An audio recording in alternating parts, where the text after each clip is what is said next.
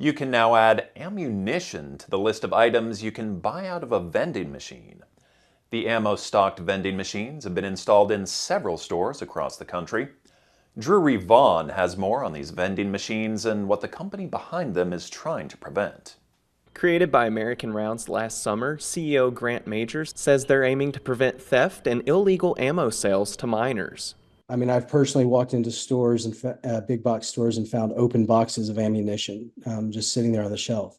The ammo retail vending machine uses a 92-point facial recognition system that scans and verifies the customer to their ID to prevent underage sales of ammunition.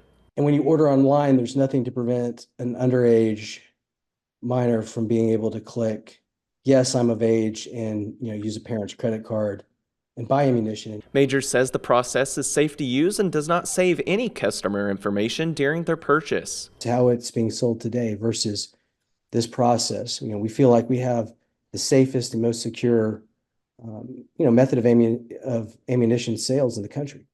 American Rounds has installed ammunition vending machines in 6 locations so far nationwide, with 4 in Oklahoma, and plans to expand to over 200 locations in the coming weeks. Just in the last week, since all the attention we've been getting as of late, our sales have tripled.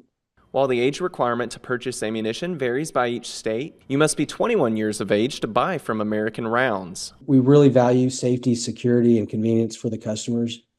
And we really hope we can help build a better community as it relates to the purchasing of ammunition. The ammunition vending machine is located at the Super C grocery store in Kingston. In Kingston, Drury Vaughn, News 12.